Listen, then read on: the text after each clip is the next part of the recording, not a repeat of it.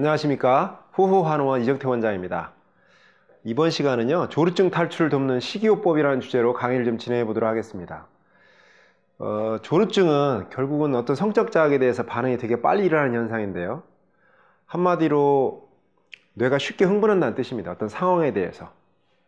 그래서 결국은 조루증을 돕는 식이요법이라는 건 뭐냐면, 이런 신경활동, 너무 과장되게 빠르게 반응을 보이는 이런 신경활동을 안정을 돕는 식사요법이 있느냐 이거죠. 자, 오늘은 이런 주제로 강의를 좀 진행해 보도록 할 텐데요. 신경활동 안정을 돕는 식이요법이 있습니다. 한마디로 요약하면 저탄수화물 고지방식입니다. 이 얘기는 우리가 먹는 음식 중에서 탄수화물을 좀 제한하고 지방을 좀 많이 섭취하자라는 얘기죠. 흔히 그 케톤식이법이라고 소개가 되기도 합니다. 인체가 영양을 섭취하는 데는 두 가지 목적이 있습니다. 하나는 에너지를 섭취하는 목적이 하나 있고요. 하나는 우리 인체의 구조를, 스트럭처를 만드는 데 활용이 되는 게 우리 영양물질입니다. 그래서 그 부분을 간단하게 설명을 좀 드려보면, 보통 에너지라고 하는 부분들은 이 탄수화물을 분해하게 되면 이제 당질로 전환이 되죠. 이 당질을 우리 몸이 활용을 해서 에너지로 이제 쓰게 됩니다. 이 과정에서 이제 인슐린이라고 하는 호르몬이 많이 활용이 되겠죠. 그리고 또 하나는 이 지방이라는 것을 분해하게 되면 간에서 케톤으로 지방이 전환됩니다. 그래서 이 케톤을 가지고도 우리 인체가 에너지로 활용을 할 수가 있습니다. 그러니까 우리 인체는 에너지를 활용할 수 있는 엔진이 하나가 아니고 두 개입니다. 당질을 이용할 수 있는 당질 엔진도 있고, 케톤을 에너지를 쓸 수 있는 케톤 엔진도 있습니다. 우리 자동차도 보면 경유를 쓸 수 있는 경유 엔진도 있고, 휘발유를 쓸 수 있는 휘발유 엔진이 있는 것처럼 우리 인체는 다양한 에너지원 두 가지를 쓸 수 있는 그런 엔진들이 각각이 준비되어 있다는 뜻이고요. 그리고 이제 구조를 이루는 영양물질은 특히 중요한 게 단백질하고 지방입니다.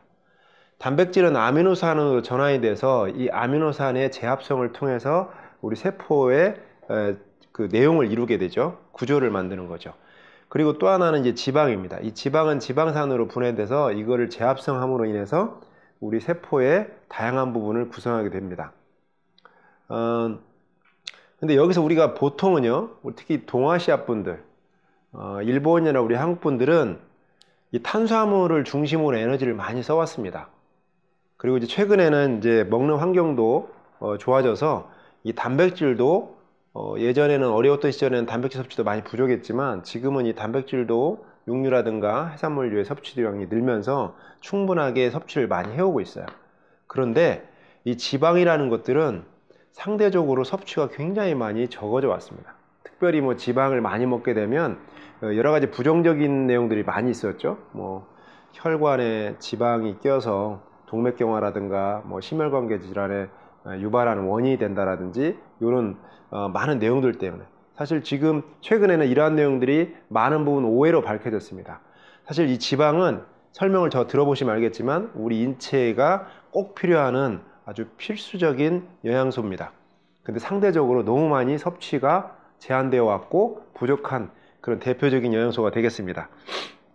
보통 우리가 여기 탄수화물하고 단백질 중심으로 먹어오다 보면 무슨 문제가 생기냐면, 이 지방이 구축하는 구조에 문제를 갖게 돼요.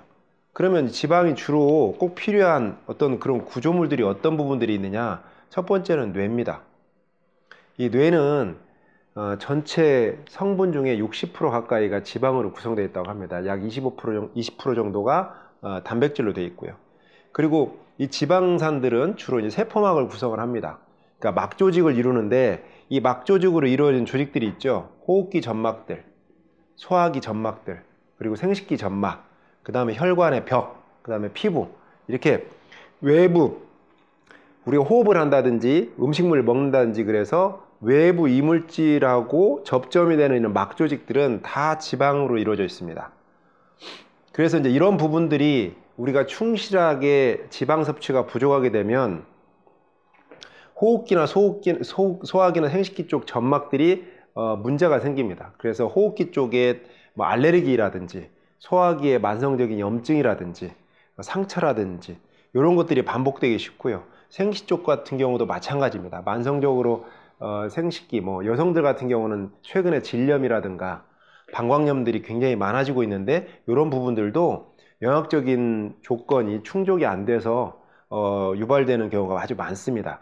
그리고 혈관의 쉬운 손상과 또 혈관벽이 손상됐을 때 보수가 되고 회복이 돼야 되는 이런 부분에 있어서도 이 지방이 충분히 공급돼야 되는데 이런 부분들이 부족하게 되면 혈관의 상처가 아물지 않으면서 나타나는 여러 가지 혈관성 질환들도 유발되기 쉽고요.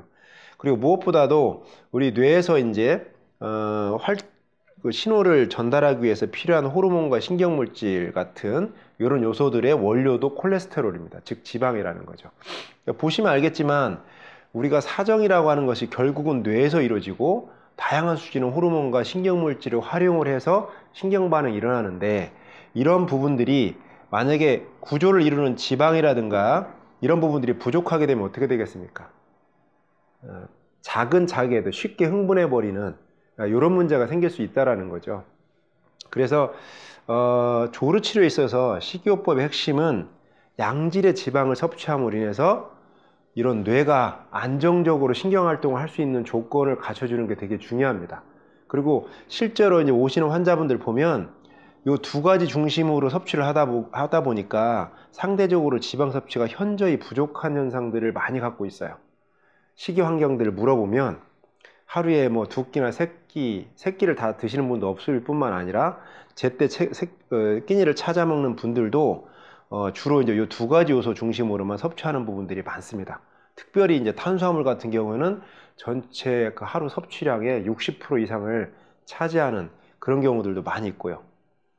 그래서 조루 치료에 있어서 꼭 필요한 부분들이 이 양질의 지방 섭취인 만큼 그럼 구체적으로 어떻게 지방을 섭취하는 게 좋을까 이 부분이 좀 궁금하실 겁니다. 그래서 저희가 이제 이름을 붙이기로는 원래는 이제 케톤식이법이라고 흔히 얘기를 하지만 여기 필수 지방산으로서 요구되는 게 이제 오메가 지방산들이 많이 요구되기도 하기 때문에 오메가 케톤 식이요법이라는 이름으로 저희들이 이제 붙여서 환자분들께 얘기를 드리고 있는데, 자, 케톤 식이요법에서 제일 중요한 게 제1 원칙은 뭐냐면요, 일단 탄수화물을 좀 제한을 해야 됩니다. 우리 인체는 요 당질을 분해해서 에너지를 쓰는 게 가장 편리하게 쓸 수 있는 에너지원입니다. 쉽게 분해해서 쉽게 쓸 수 있어요. 그러다 보니까 굳이 이 지방을 분해해서 쓰는 것들은 훨씬 더 수고가 많아요.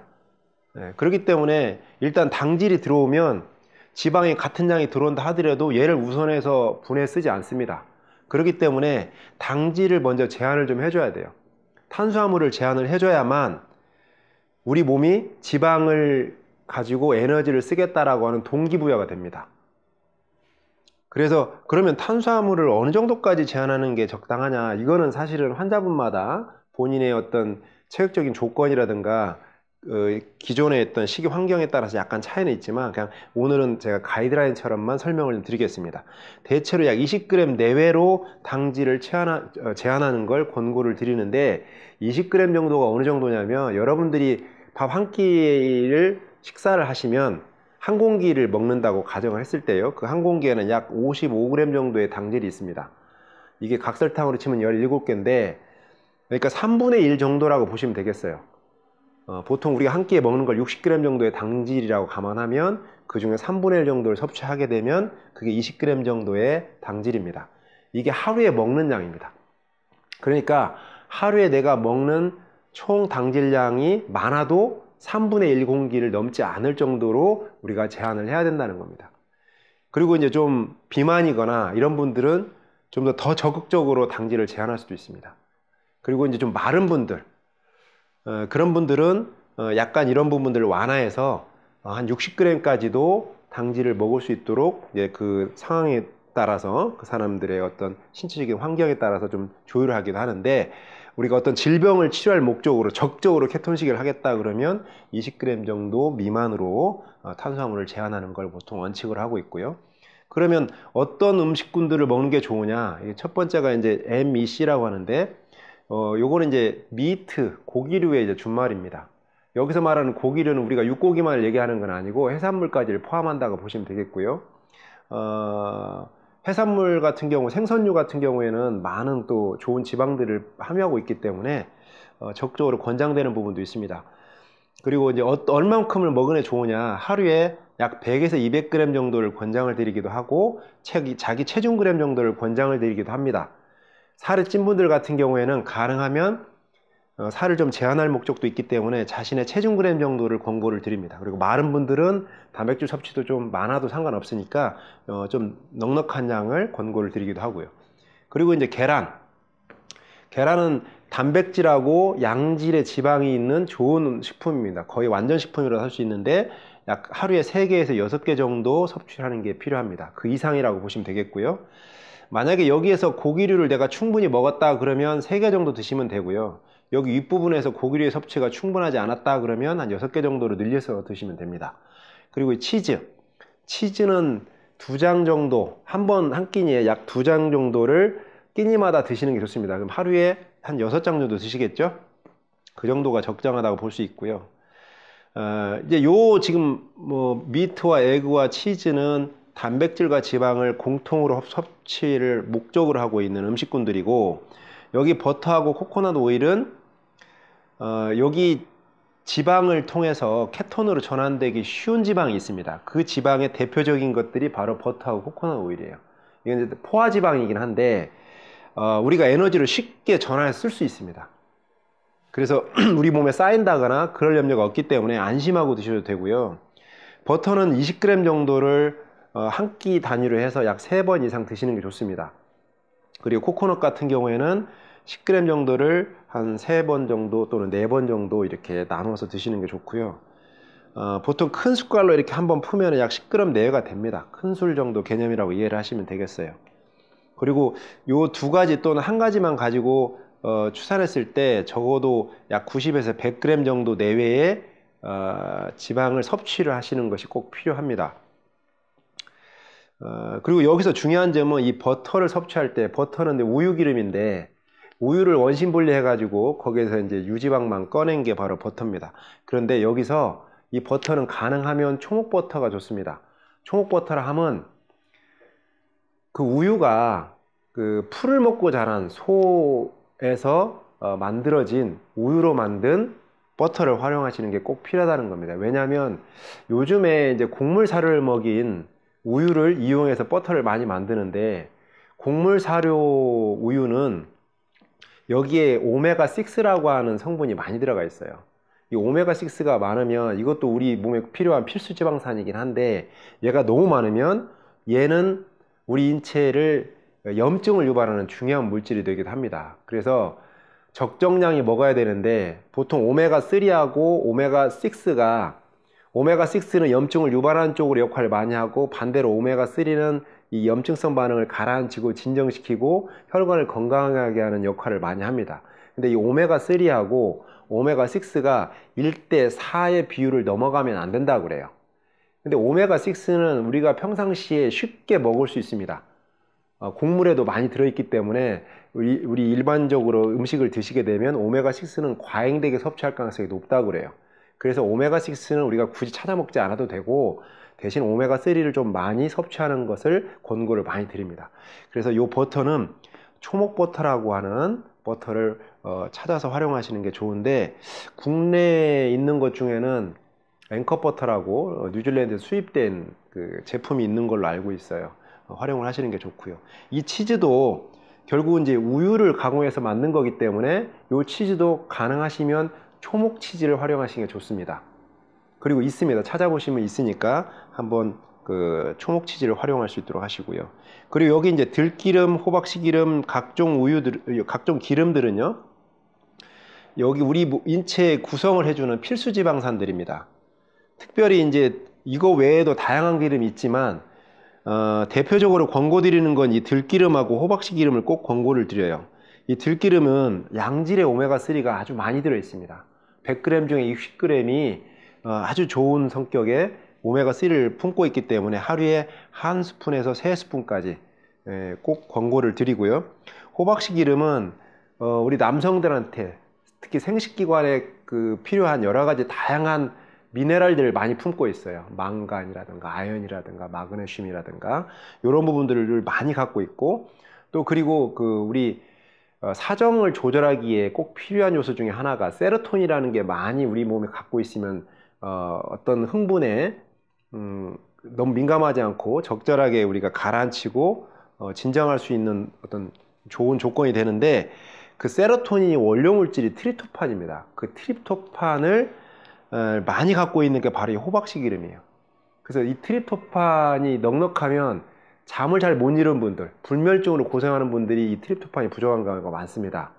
그러니까 이 호박씨 기름은 이게 불면증으로 고생하시는 분한테도 상당한 도움이 되고, 전립선 비대라든가 이런 요건으로 고생하시는 분들도 호박씨 기름을 추천할 만합니다. 그래서 하루에 1스푼 내지 2스푼 정도 열심으로 드셔주시면 우리 몸에 크게 유익이 있을 수 있는 그런 기름이고요.